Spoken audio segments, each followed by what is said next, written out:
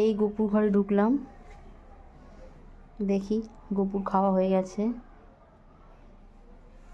এবার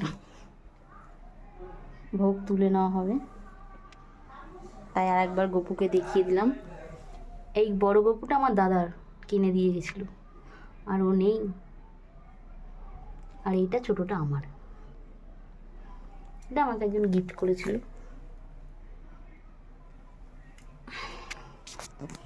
আর এই দেখো আমাদের রাধা কৃষ্ণ, ঠিক আছে।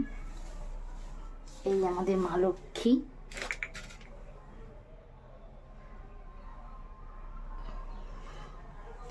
আর এই আমাদের গুরুদেব।